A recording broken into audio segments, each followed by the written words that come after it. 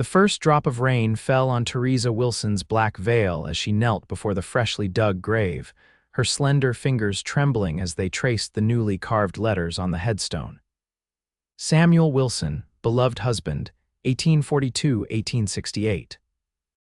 The cemetery of Silver Creek, Colorado Territory, held a somber silence that late September afternoon in 1868, broken only by Theresa's quiet sobs and the distant rumble of thunder. "Why did you leave me here alone, Sam?" she whispered, her tears mingling with the rain now falling steadily. "What am I supposed to do now?" Theresa hardly noticed when the rain began to soak through her black mourning dress. The past 2 weeks had been a blur of pain since the mining accident that took Sam and 11 other men. At 24, she was a widow in a frontier town with nothing but a small house, dwindling savings, and memories that cut like broken glass. "Madam," a deep voice startled her from behind. "Storm's coming in fast. You shouldn't be out here alone." Theresa didn't turn around. "Please leave me be." Instead of footsteps retreating, she heard the splash of boots approaching. A tall shadow fell across the grave as a man knelt beside her, sheltering her with his wide-brimmed hat. He didn't speak for a long moment, just gazed at the headstone with respectful silence. "Love still lives, and so do you," he finally said, his voice low and gentle. "Your husband wouldn't want you catching your death out here." Something in his tone, not pity, but understanding, made Theresa look up. Through her tear-blurred vision, she saw a weathered face framed by dark hair streaked with silver at the temples. His eyes, blue as the mountain sky, held a depth of feeling that suggested he knew something about loss. "You don't know what Sam would want," she said, her voice breaking. "No, madam, I don't," he nodded. "But I know what rain and grief can do to a person when they mix too long." He offered his hand. "Name's Blake Callahan. I ride for the Circle M." Theresa ignored his hand, pushing herself up on her own. "Mrs. Theresa Wilson," she replied stiffly, smoothing her sodden skirts. "And I can see myself home." Blake dropped his hand but didn't move away. "It's nearly 2 miles back to town, Mrs. Wilson. My horse is just beyond the gate. Least I can do is see you home safe." The first flash of lightning illuminated his face, strong features, a week's worth of beard, and those eyes that seemed to see right through her carefully constructed walls. Against her better judgment, Theresa nodded slightly. "Very well, Mr. Callahan." As they walked toward the cemetery gate, Theresa felt a strange sensation, the first emotion besides grief she'd experienced in weeks. It was discomfort at being helped by a stranger, she told herself. Nothing more. Blake's horse, a sturdy Palomino, stood patiently by the fence. With surprising gentleness for his size, Blake helped Theresa onto the saddle before mounting behind her. She stiffened at the proximity, but as the rain came down harder, she found herself grateful for the warmth of another human being. "Which way?" he asked, his breath warm against her ear. "Pine Street," she answered, "the white house with blue shutters." As they rode through the gathering storm, Theresa remained silent, lost in her thoughts. She'd come to Silver Creek as a bride 3 years ago, full of dreams for the future. Now those dreams lay buried in the cemetery behind them. "Your husband," Blake said carefully as they entered the town limits, "was he in the Silverton mine?" Theresa nodded, her throat tight. "He was shift supervisor. They say he died trying to get the others out after the supports gave way." "I heard about that. Terrible tragedy." Blake's voice held genuine sorrow. "I knew some of those men, good workers. You work the mines?" Theresa asked, surprised by his sun-baked skin that suggested outdoor work. "No, madam, I drive cattle for Martin Mackenzie. Just delivering a message to the assayer's office when I saw you at the cemetery." They arrived at Theresa's small house, its white paint peeling in places. Blake dismounted and helped her down, his strong hands steady at her waist. For a brief moment, standing in the rain, their eyes met, and Theresa felt an unexpected jolt of awareness. "Thank you, Mr. Callahan," she said quickly, stepping back. "You're very kind." Blake touched the brim of his hat. "Just being neighborly, Mrs. Wilson," he hesitated. "If you need anything, chopped wood, repairs, anything at all, folks at the Circle M know how to find me." "That won't be necessary," Theresa replied, more sharply than she intended. The last thing she needed was charity, or worse, the town gossips speculating about a widow and a cowboy. Blake nodded, understanding in his eyes. Good evening, then.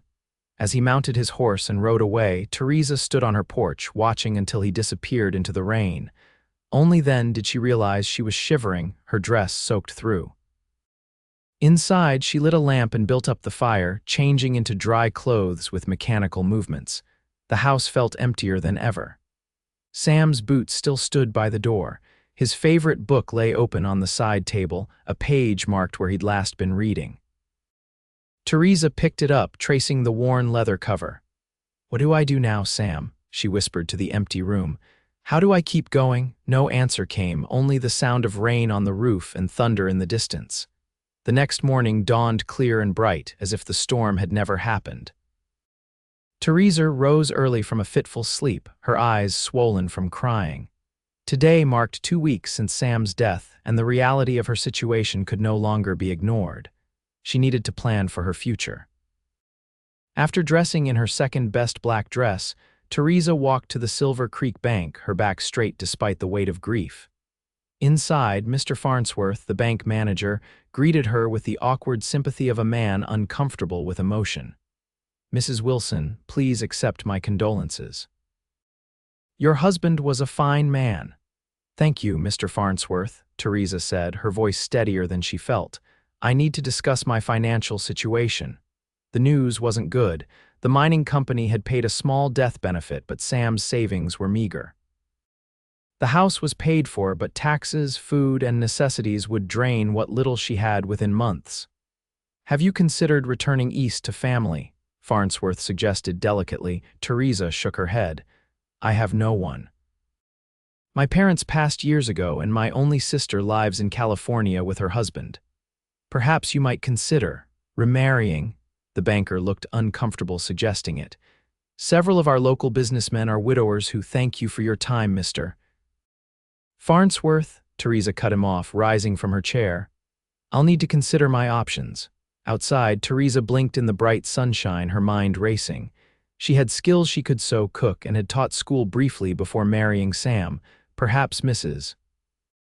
Henderson at the dress shop needed help, or the new school might need an assistant teacher. Lost in thought, she nearly collided with someone coming around the corner. "Mrs. Wilson," a familiar voice said. "Good morning." Theresa looked up to find Blake Callahan standing before her, hatless today, his dark hair gleaming in the sunlight. He wore a clean shirt and vest, looking more respectable than their encounter in the rain. "Mr. Callahan," she acknowledged, suddenly conscious of her plain appearance.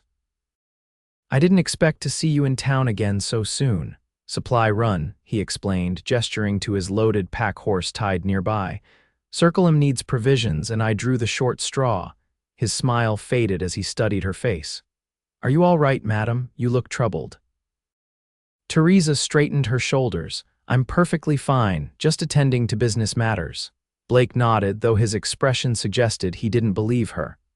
"I was about to get some coffee at the hotel restaurant. Would you care to join me?" "That wouldn't be appropriate, Mr. Callahan." Theresa's response was automatic, though part of her longed for the simple comfort of company. "Just coffee, Mrs. Wilson, in a public place in broad daylight." His blue eyes crinkled slightly at the corners. "Besides, I have a proposition that might interest you." Against her better judgment, Theresa found herself following him to the Silver Creek Hotel's small restaurant. Several townspeople nodded to her, their expressions a mixture of sympathy and curiosity. She could almost hear the whispers that would follow, but at that moment she was too tired to care. Once seated with coffee before them, Blake leaned forward. "Mrs. Mackenzie, the ranch owner's wife, mentioned they're looking for someone to help with the household. Cooking for the hands, mending, general keeping of the main house. With winter coming, they'll need extra help." Theresa's pride bristled. "Did you tell them about me? I don't need charity, Mr. Callahan. It's not charity, it's honest work for fair pay." Blake's voice remained steady. "And no, I didn't suggest you specifically. Mrs. Mackenzie mentioned the need, and I thought of you because you seem like a capable woman in a difficult situation." Theresa stared into her coffee cup. "I've never worked on a ranch. The Circle M is 15 miles outside town." It's not a rough outfit. Mackenzie runs a tight operation. The main house is comfortable and Mrs. Mackenzie is a good woman. Blake paused. There's a small cabin nearby for staff. You'd have privacy and independence. Independence. The word resonated with Theresa. In town, she'd always be the poor widow Wilson, subject to pity and eventually pressure to remarry someone suitable. The thought of leaving the house she'd shared with Sam pained her, but perhaps some distance would help her think clearly. "Why are you helping me?" she asked bluntly. Blake looked surprised by the question. "Because someone once helped me when I was at my lowest." His eyes darkened with some memory. "Sometimes a chance is all a person needs." Theresa considered his words. "I would need to think about it, of course." Blake nodded. "The position won't be filled until next week. If you're interested, I can bring you out to meet the Mackenzies." After finishing their coffee, Blake walked Theresa back toward her home, maintaining a respectful distance beside her. As they reached her gate, he cleared his throat. "Mrs. Wilson, I hope I haven't overstepped. It wasn't my intention to suggest you can't manage on your own." Theresa looked up at him, really seeing him in the clear light. His face was tanned and weathered, with lines that spoke of hard work and time outdoors. But his eyes held kindness and something else, a depth of understanding that made her wonder about his own story. "You haven't overstepped, Mr. Callahan," she said softly. "Thank you for thinking of me." "I'll be in town again on Thursday," he said. "If you decide you'd like to visit the Circle M, I'll be at the general store at noon." With a tip of his hat, he left her at her gate. Theresa watched him walk away, his tall figure moving with the easy grace of a man accustomed to physical labor. For the first time since Sam's death, she felt a flicker of something besides grief, a tiny spark of possibility. Inside her empty house, Theresa moved to the bedroom and opened the wardrobe. Pushing aside her dresses, she reached for the cedar chest in the back corner. Inside lay her teaching certificates and letters of recommendation from Virginia, carefully preserved.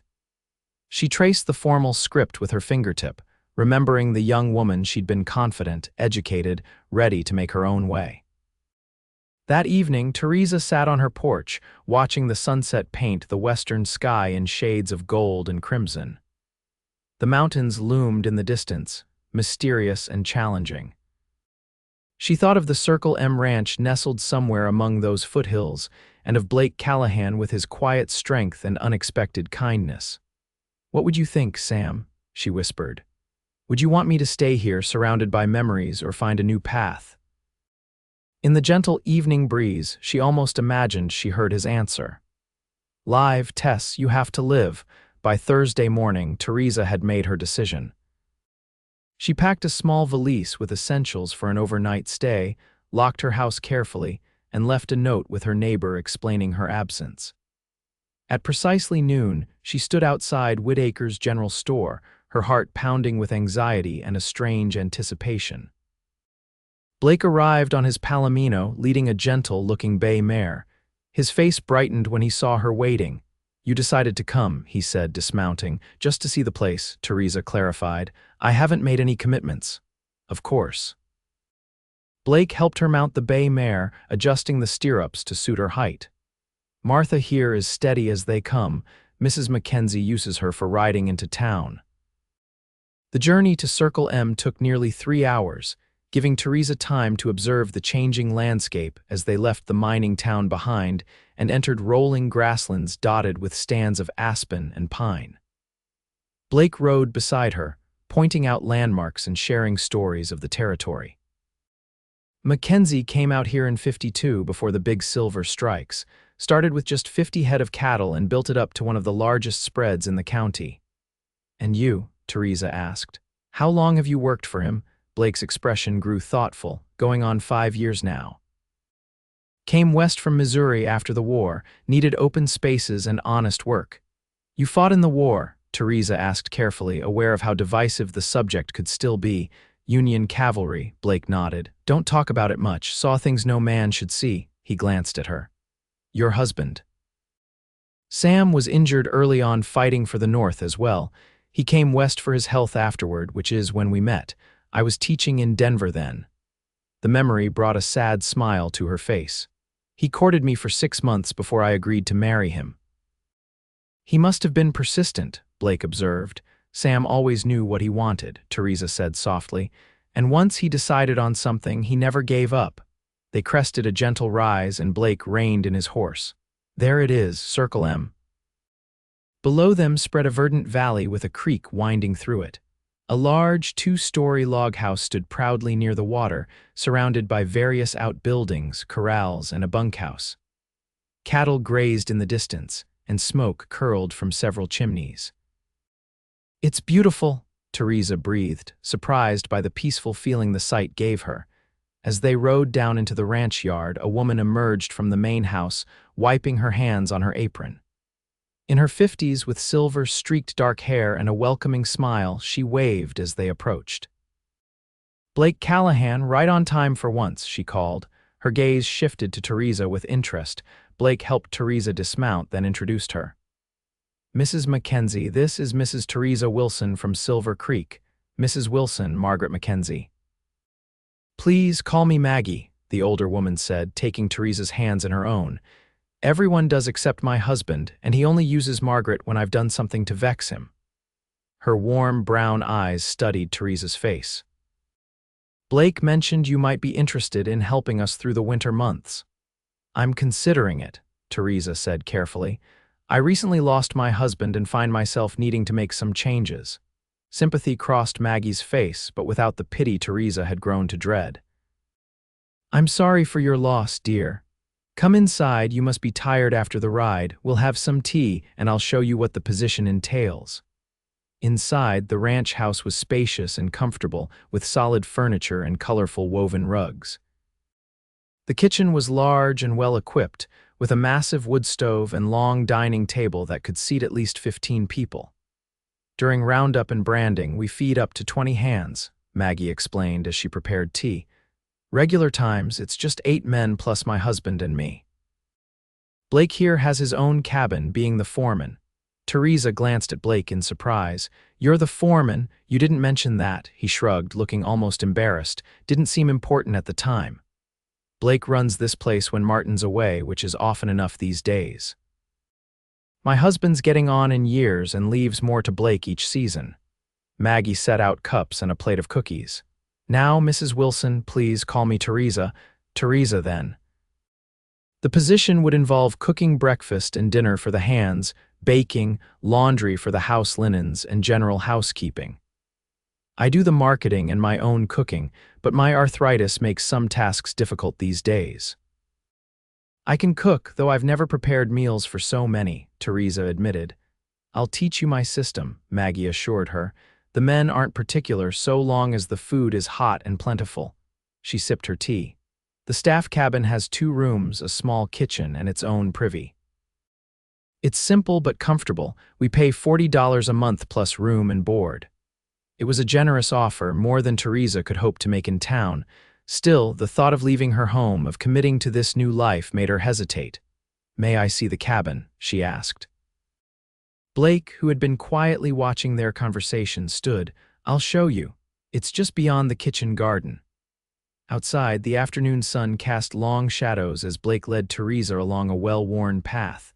The cabin was small but solid, with a covered porch and curtained windows. Inside, it was clean and basic: a sitting room with a wood stove, a bedroom with a narrow bed, and a tiny kitchen with a pump sink. "It needs some personal touches," Blake said, watching Theresa examine the space, "but it's weather-tight and warm." Theresa ran her hand along the smooth wooden table. "It reminds me of my first teaching position. I had a room much like this behind the schoolhouse." "You were a teacher?" Blake asked, interest in his voice. "For 3 years in Virginia, then a year in Denver." Theresa smiled faintly at the memory. "I enjoyed it very much." "Mackenzie's been talking about starting a school for the ranch children and those from neighboring homesteads," Blake said. "Perhaps there could be opportunity there as well." Theresa looked at him, surprised by how he seemed to understand her need for purpose beyond mere survival. That would be wonderful." They stood in the small cabin, sunlight streaming through the windows, creating a moment of unexpected intimacy. Theresa became acutely aware of Blake's presence, of his height and the breadth of his shoulders in the confined space. His eyes held hers, and something passed between them, recognition, perhaps, of kindred spirits who had both known loss. Theresa broke the gaze first, moving toward the door. "We should return to the house. Mrs. Mackenzie will think we've gotten lost." Blake nodded, stepping back to give her space. Of course, over dinner with the Mackenzies, Theresa learned more about the ranch and its operations. Martin Mackenzie, a burly man with a silver beard and shrewd eyes, asked direct questions about her skills and background. By the meal's end, he seemed satisfied with her answers. "The position is yours if you want it," he said gruffly. "Blake speaks highly of you, and that carries weight here." Theresa glanced at Blake, who was focused on his plate. "I would need to return to Silver Creek to arrange my affairs," she said slowly, "and decide what to do with my house." "No need to sell," Martin advised. "Property in mining towns can be volatile. Better to find a reliable tenant for now." "You could store your personal belongings in our attic," Maggie offered. "There's plenty of space." Later, shown to a guest room for the night, Theresa stood by the window gazing at the star-filled sky. The vastness of it reminded her how small her problems were in the grand scheme of things. Sam was gone, but she was still here, still breathing, still capable, still with a life to live. Her thoughts turned to Blake. His kindness seemed genuine, not motivated by pity or any inappropriate interest. There was something comforting about his steady presence, something that made her feel safe for the first time since Sam's death.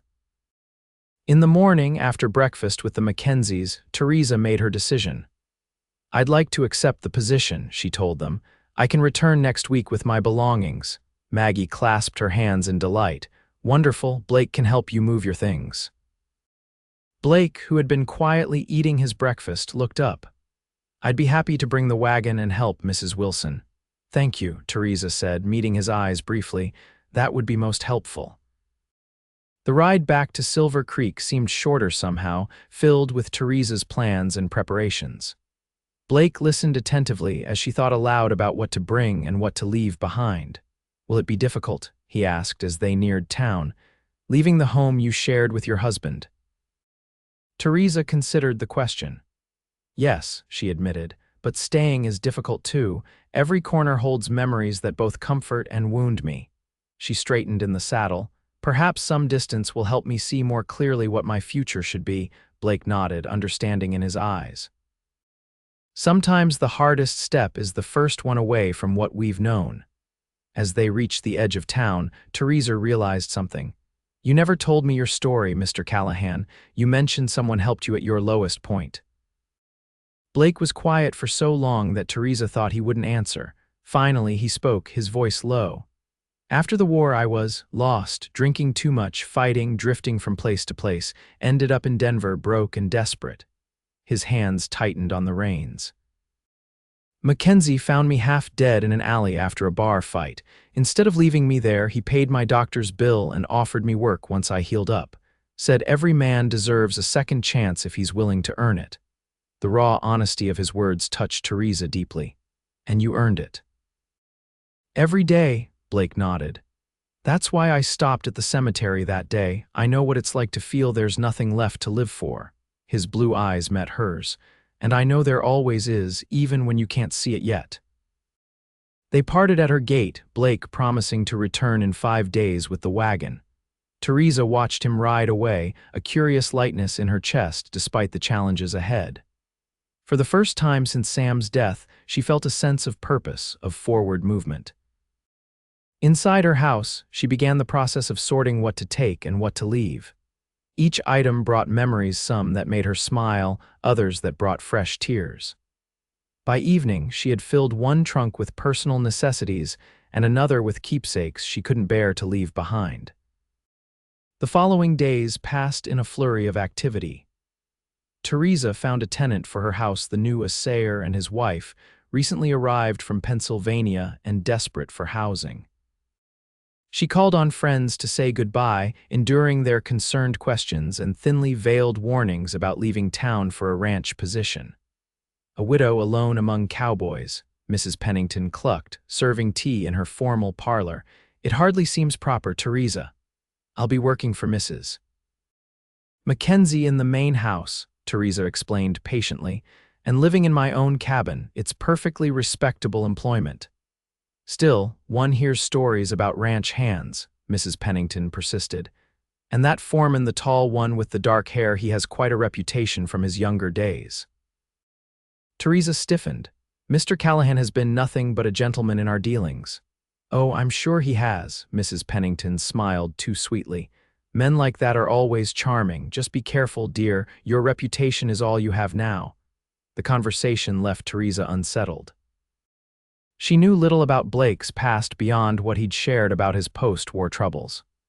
Yet she trusted him instinctively, sensing a fundamental decency beneath his reserved exterior. On her last night in the house, Theresa sat on the bed she had shared with Sam, holding his wedding ring on its chain around her neck. "I'm not forgetting you," she whispered. "I'm just trying to find a way forward." She slept fitfully, waking before dawn to finish her preparations.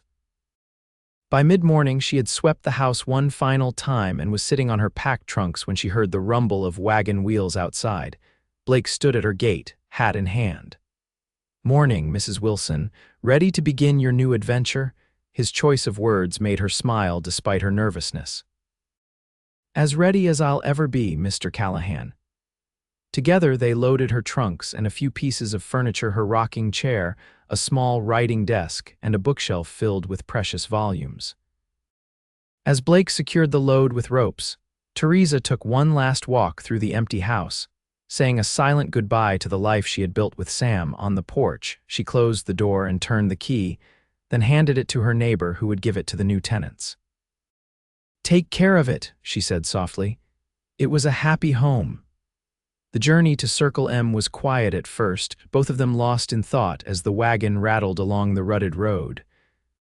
Blake handled the team with practiced ease, occasionally pointing out wildlife or interesting features of the landscape to distract Theresa from her melancholy. "Ever seen a golden eagle?" he asked, nodding toward the sky where a massive bird soared on thermal currents.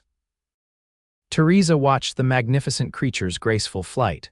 "No, never. It's beautiful. Territories full of wonders most people never notice," Blake commented, too busy looking down at the ground searching for silver or gold.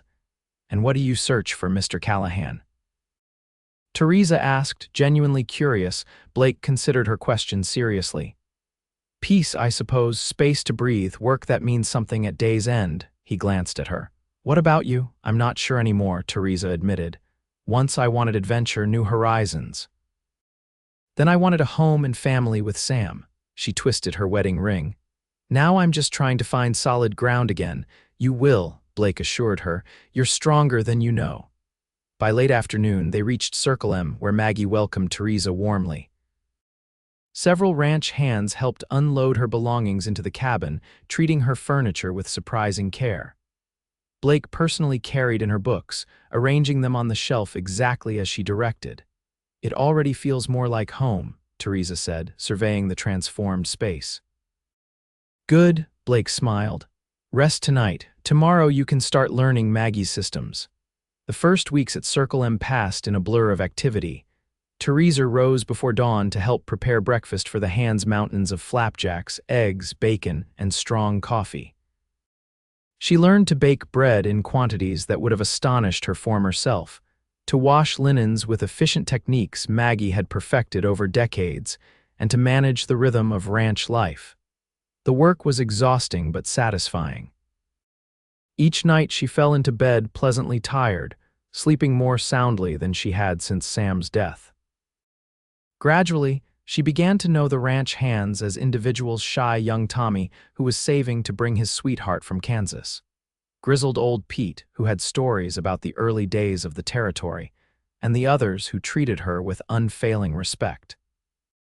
Blake she saw daily but briefly, as he came in for meals with the others or conferred with the Mackenzies. He was always polite, asking how she was settling in, but maintaining a careful distance that both disappointed and relieved her. Occasionally she would glimpse him from her window, riding out at dawn or returning at dusk. His straight figure silhouetted against the sky. October gave way to November, bringing the first snow and early darkness. The pace of ranch work slowed as winter approached, giving Theresa more time to herself in the evenings. She began reading again, working through the books she had brought, finding comfort in familiar stories. One evening, a knock at her door surprised her. She opened it to find Blake standing there, snow dusting his shoulders, holding a package wrapped in brown paper. "Evening, Mrs. Wilson. Sorry to disturb you." He looked uncharacteristically nervous. "I was in Denver last week and found something I thought you might enjoy." Theresa invited him in, aware of propriety but unwilling to leave him standing in the cold. "Please sit down. Would you like some tea?" "No, thank you. I can't stay long." He remained standing, handing her the package. "It's nothing grand, just saw it and thought of you." Theresa unwrapped the paper to find a book, a new collection of poetry by Longfellow. "Oh," she breathed, running her fingers over the embossed cover. "This is lovely." "You mentioned he was your favorite," Blake said. "I remembered." Touched that he had noted such a detail from their conversations, Theresa looked up at him with genuine warmth. "Thank you, Mr. Callahan. This is very thoughtful." Blake shifted his weight, hat in his hands. "I was wondering, we've known each other some months now. Might be time you called me Blake, at least when it's just us talking." The request was reasonable given their acquaintance, yet it felt like a significant step. "Then you must call me Theresa," she replied, surprised by the slight tremor in her voice. "Theresa," he said, as if testing the sound of it. Their eyes met, and for a moment neither spoke. Something changed in the air between them, a shift, a possibility. Blake broke the moment first, moving toward the door. "I should let you get back to your evening. Breakfast comes early." "Yes, of course." Theresa followed him to the door. "Thank you again for the book, Blake." His name felt strange and right on her lips at the same time. He nodded, a small smile touching his lips. "Good night, Theresa." That night, reading by lamplight, Theresa found herself thinking not of Sam, but of Blake, his quiet strength, his unexpected gentleness, the way his eyes crinkled when he smiled. The realization brought a surge of guilt that kept her awake long after she should have been sleeping. Was it disloyal to notice another man's qualities, to find comfort in his presence? She twisted her wedding ring, seeking answers that didn't come. The next few weeks brought a subtle change in her interactions with Blake. They began to talk more when circumstances allowed brief conversations over coffee in the kitchen before the hands arrived for breakfast, occasional encounters in the barn when Theresa went to collect eggs, a few moments on the porch after dinner. She learned he had grown up on a small farm in Missouri, the youngest of 4 brothers, all of whom had fought in the war. Only Blake and his oldest brother had survived. He spoke of his mother's garden, his father's skill with horses, books he had read and places he had seen. Each revelation painted a fuller picture of the man behind the reserved exterior. In turn, Theresa shared stories of her childhood in Virginia, her decision to become a teacher despite her family's reservations, her dreams of someday writing stories of her own. She found herself laughing more, the weight of grief gradually lifting to reveal the person she had been before loss had reshaped her. December brought preparations for Christmas. Maggie involved Theresa in planning a celebration for the ranch hands, many of whom had no family nearby.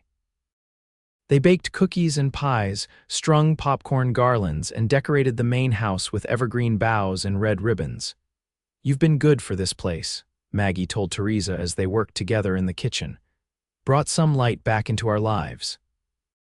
"The Circle M has been good for me too," Theresa admitted. "I never expected to find peace here, but somehow I have." Maggie's knowing eyes studied her face. "And Blake, has he been good for you as well?" Theresa felt heat rise in her cheeks. "Blake has been kind to everyone." "That boy hasn't given anyone a Christmas gift in the 5 years he's worked here," Maggie said pointedly. "Yet he rode all the way to Denver to find you a book of poetry."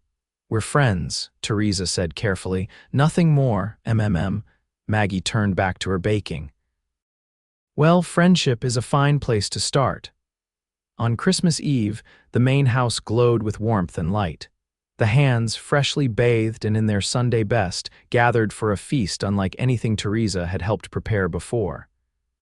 Martin Mackenzie, usually taciturn, gave a heartfelt speech about family and blessed the food with surprising eloquence. After dinner came gifts, practical items mostly. New gloves or shirts, tobacco for the older men, books for the younger ones who were improving their reading. Theresa received a beautiful woolen shawl from the Mackenzies and small handmade tokens from several of the hands, a whittled wooden bird from old Pete, a braided leather bookmark from young Tommy. Blake gave her a small package wrapped in tissue paper. Inside was a delicate silver pen nib and holder. "For your writing," he said quietly, "when you're ready to begin those stories." The thoughtfulness of the gift brought tears to Theresa's eyes. "Thank you," she whispered, unable to say more. Her gift to him was modest, a knitted scarf in deep blue that matched his eyes. She had worked on it during evenings alone in her cabin, each stitch a thought, a question, a possibility. Blake wrapped it around his neck immediately, the appreciation in his eyes worth more than words. "Perfect," he said simply. Later, as the celebration wound down, Blake offered to walk Theresa back to her cabin. The night was clear and cold, stars blazing overhead in the vast Colorado sky, their breath forming clouds in the freezing air. "Beautiful night," Blake said, walking beside her, close but not touching. "It is," Theresa agreed, pulling her new shawl tighter. "I've always loved stars, Sam used to." She stopped, suddenly conscious of mentioning her husband. "It's all right to speak of him," Blake said gently. "He's part of who you are." Theresa nodded, grateful for his understanding. "Sam used to say stars were holes in the floor of heaven, letting light shine through." "I like that thought," Blake said. "Means those we've lost might be looking down on us." They reached her cabin, but neither moved to end the evening. Standing in the starlight, Theresa felt a connection to Blake that transcended friendship, a pull she couldn't deny despite her lingering sense of loyalty to Sam. "Theresa," Blake said finally, his voice low, "I want you to know something. I care for you more than I should, perhaps, given your circumstances, but I'll never rush you or ask for what you're not ready to give." He looked up at the stars. "Some things are worth waiting for." The simple declaration, honest and without pressure, touched Theresa deeply. "I care for you too," she admitted, "and that frightens me sometimes." "There's no hurry," Blake assured her. "We have time." When they parted, he didn't try to kiss her, just squeezed her hand gently before walking back toward his own cabin. Theresa watched him go, her heart full of conflicting emotions, sorrow for what she had lost, gratitude for this unexpected new beginning, and yes, a budding joy she hardly dared acknowledge. Inside, she removed her wedding ring from its chain for the first time since Sam's death. She held it in her palm, feeling its familiar weight. "I'll always love you," she whispered, "but I think maybe my heart is big enough for more." She placed the ring carefully in her keepsake box, a treasure from the past that need not constrain her future. Winter deepened, bringing heavy snows that sometimes isolated the ranch for days. Theresa settled into a comfortable routine, finding unexpected contentment in the rhythm of ranch life. Her relationship with Blake evolved gradually. Long talks by the fire in the main house after the others had retired, shared books and ideas, occasional rides together on clear days to check fences or deliver supplies to line cabins. In February, Martin Mackenzie approached Theresa with a proposition. "Been thinking about that school we talked about," he said over breakfast one morning. "Got 5 children on this ranch and 15 more within riding distance, enough to warrant a proper education." Theresa's heart quickened with interest. "What are you proposing, Mr. Mackenzie?" "There's an old bunkhouse we could convert, needs work but it's solid. Could be ready by spring if we start soon." He eyed her over his coffee cup. "Interested in teaching again?" "Very much so," Theresa admitted. "I've missed it." "Good, you can keep helping Maggie too for extra pay." "We'll work out the details." He rose from the table. "Blake knows which building I mean. Have him show you after breakfast." Blake seemed pleased when Theresa told him about the school. "Mackenzie's been talking about this for years," he said as they trudged through snow toward the old bunkhouse. "Never found the right teacher until now." The building was rough, but had potential: a large open space, good windows for light, a massive stone fireplace at one end. As they walked through it, Theresa's mind filled with possibilities: desks arranged in rows, bookshelves along the walls, maps and charts for teaching. "It needs work," Blake acknowledged, but we could have it ready by April. I could help with the renovations in my spare time. You wouldn't mind? Theresa asked, touched by his offer. I like building things, Blake shrugged. Besides, education matters. My mother taught me to read before I ever saw a schoolhouse, changed my life. Over the next weeks, as winter slowly released its grip on the land, Blake and several of the hands transformed the old bunkhouse.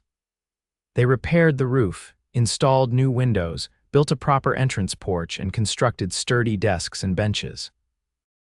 Theresa helped where she could, painting walls, sewing curtains, and planning lessons for students ranging from 6 to 16 years old.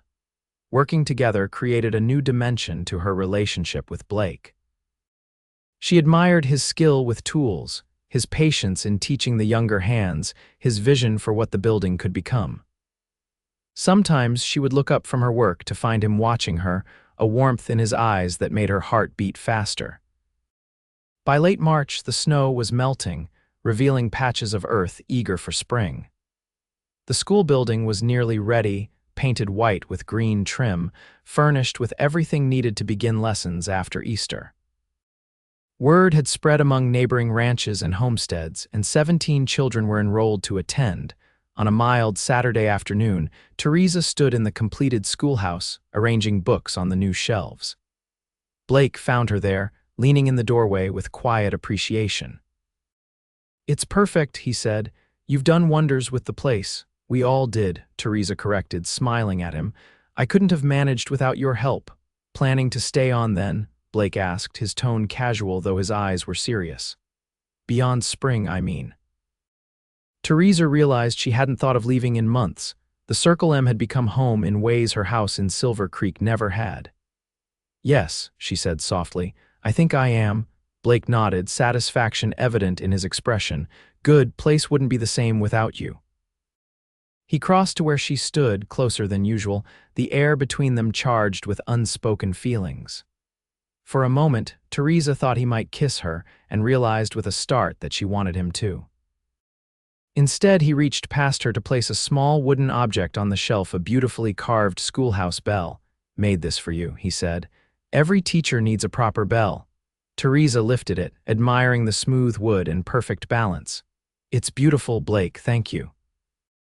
Their hands touched as she replaced the bell on the shelf, and neither pulled away. Blake's fingers gently enfolded hers, warm and strong. The simple contact sent a current through Theresa that both surprised and delighted her. Theresa, he said, his voice husky. I've been patient because I respect your grief and your need for time, but I want you to know my feelings haven't changed. If anything, they've grown stronger with each passing day. Theresa looked up into his blue eyes, finding there everything she had come to admire: honesty, strength, kindness, and yes, love. No longer did she feel torn between past and present. Sam would always be part of her heart, but Blake had awakened something new, something equally precious. Mine have too, she admitted. I didn't expect to find love again, didn't think I wanted it or deserved it. And now, Blake asked, his free hand coming up to gently touch her cheek. Now I know better, Theresa whispered. Love isn't something we control or contain. It finds us when we're ready or not. Blake's smile transformed his face, erasing years of worry and solitude. May I kiss you, Theresa Wilson? I've been wanting to for months. In answer, Theresa rose on tiptoe, her hands resting lightly on his chest. Their first kiss was gentle, a meeting of souls who had both known sorrow and found unexpected joy in each other. When they parted, Theresa felt tears on her cheeks, not of grief this time, but of release and newfound happiness. I love you, Blake said simply. Have almost from the first moment I saw you in that cemetery, so brave in your sorrow. And I love you, Theresa replied, the words feeling right and true. Thank you for showing me that life goes on, that love still lives. Their second kiss was deeper, a promise of the future they might build together. Outside, the first wildflowers pushed through the melting snow, heralding a season of renewal and growth that mirrored the awakening in Theresa's heart. Spring came to the Colorado territory in a riot of wildflowers and birdsong. Theresa's school opened with 17 eager students ranging from tiny Sophie Miller at 6 years old to lanky James Thornton at 16. The challenges of teaching multiple ages and abilities simultaneously tested Theresa's skills, but she thrived on the work, finding joy in each small breakthrough and achievement.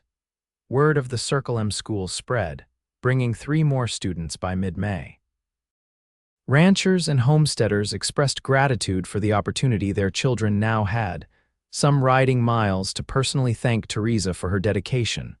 Through it all, her relationship with Blake deepened. They kept their courtship discreet out of respect for propriety, but the ranch community understood what was happening between them. Maggie Mackenzie gave her blessing with a knowing smile, while Martin gruffly told Blake he'd finally shown some sense. On warm evenings, they would ride to a hill overlooking the valley, spreading a blanket to watch the sunset. There, away from curious eyes, they could talk freely about their hopes and plans, share kisses that grew increasingly difficult to end, and build the foundation of a lasting partnership. "Have you thought about what you want?" Blake asked one such evening in late May, his arm around Theresa as they watched the sky turn from gold to purple. "For the future, I mean," Theresa leaned against his solid warmth. "I want this," she said simply. "Teaching, being part of something meaningful, being with you." Blake's hand found hers, their fingers intertwining naturally. "I've been saving," he said. "Mackenzie's offered me a partnership in the Circle M when he retires, says I've earned a stake in what I've helped build."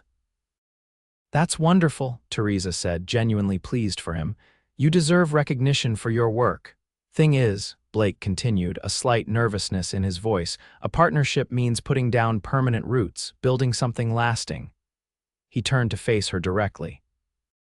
"I don't want to do that alone, Theresa." Understanding dawned in her eyes. "Blake, are you asking what I think you're asking?" He reached into his pocket and withdrew a small velvet pouch. "I got this in Denver last month, been carrying it around waiting for the right moment."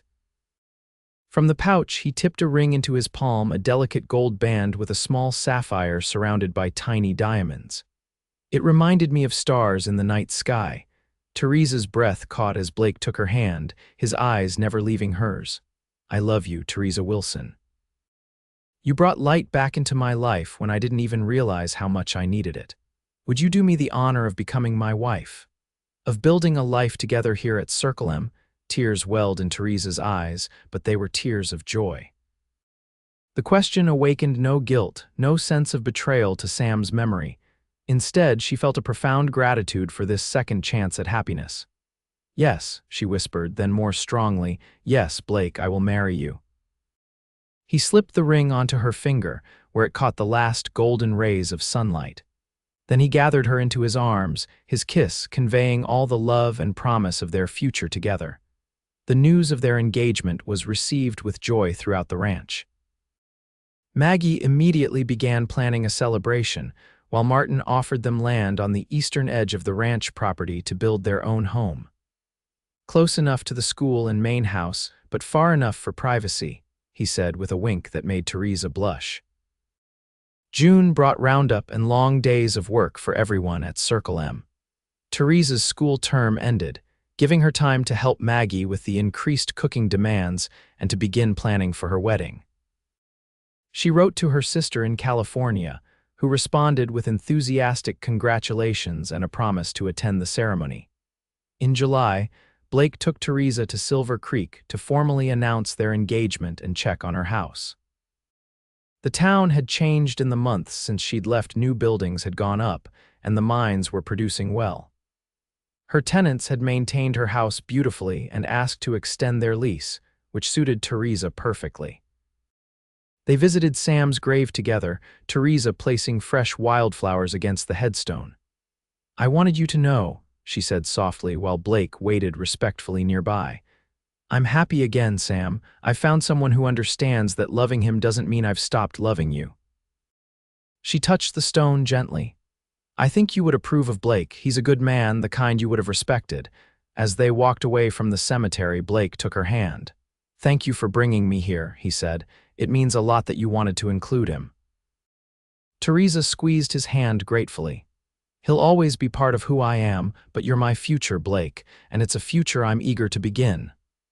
They were married on a perfect September day, exactly 1 year after their first meeting in the cemetery. The ceremony took place under an arbor of wildflowers beside the creek that gave Circle M its name. Theresa wore a gown of ivory silk ordered from Denver, with Sam's wedding ring on a chain around her neck and Blake's sapphire on her finger.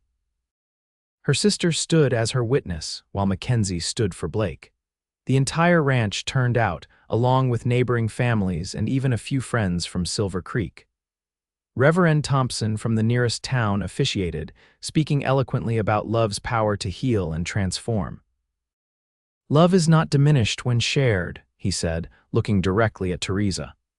"Rather, it grows, encompassing past and present in its infinite capacity."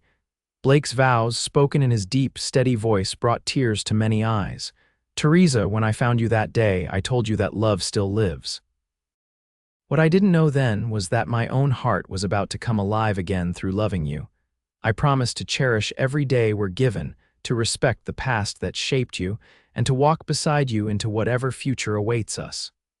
Theresa's response was equally moving. "Blake, you showed me that grief isn't the end of the story when there's courage to turn the page. I promise to face each new chapter with you, the joys and sorrows, triumphs and challenges, with an open heart and abiding love." The celebration afterward lasted well into the night, with music, dancing, and enough food to feed twice their number. As darkness fell, lanterns illuminated the festivities, creating a magical glow over the gathering. Blake and Theresa danced under the stars, lost in each other's eyes, the rest of the world fading away. They spent their wedding night in Blake's cabin, transformed by Maggie and the ranch women with fresh linens, flowers, and candles. There, they discovered the final dimension of their love, finding in physical union the perfect expression of their emotional bond. Afterward, lying in Blake's arms, Theresa marveled at the journey that had brought her to this place of contentment. "A year ago, I thought my life was over," she murmured against his chest. "I couldn't imagine feeling joy again, let alone this kind of happiness." Blake stroked her hair, his touch reverent. "That's the miracle of the human heart," he said, "its capacity to heal, to grow, to love again."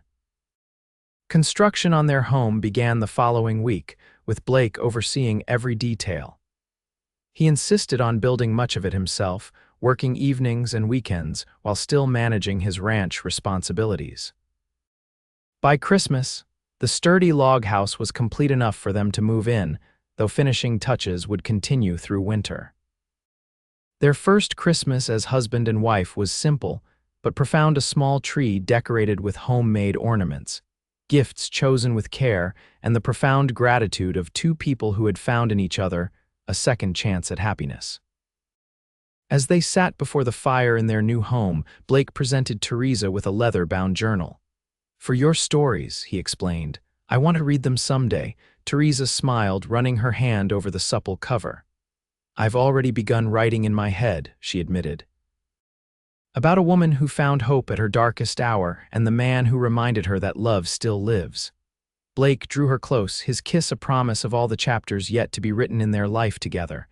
"And so do you," he whispered against her lips. "So do we." The years that followed brought challenges and joys in equal measure. Theresa's school flourished, eventually requiring an assistant teacher as enrollment grew. Blake's partnership with Mackenzie expanded the ranch's operations, bringing prosperity and security.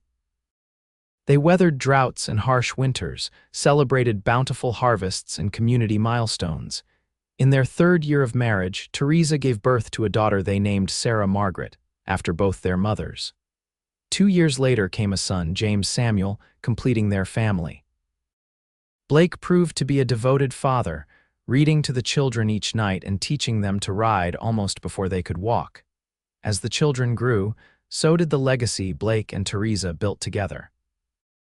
Their home became a gathering place for friends and neighbors, known for its warmth and hospitality.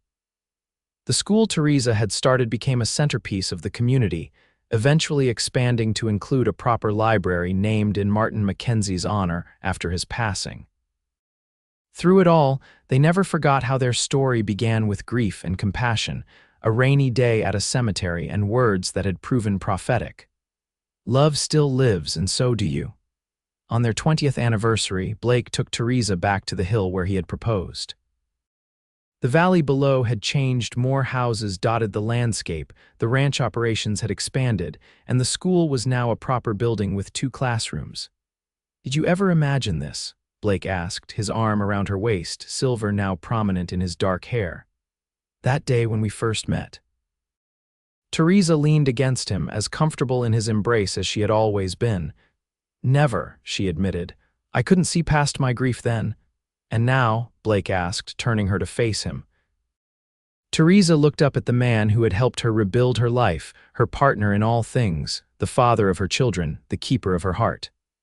"Now I see everything," she said softly, "and it's more beautiful than I ever dreamed possible." As the sun set over the Colorado mountains, painting the sky in the same colors it had that day long ago, Blake kissed his wife with the same tenderness as their first kiss. Their love, tested by time and strengthened by shared joys and sorrows, remained as vibrant and true as the day it had first blossomed, proof that hearts can heal, that love endures, and that sometimes endings are simply the beginning of a more beautiful story.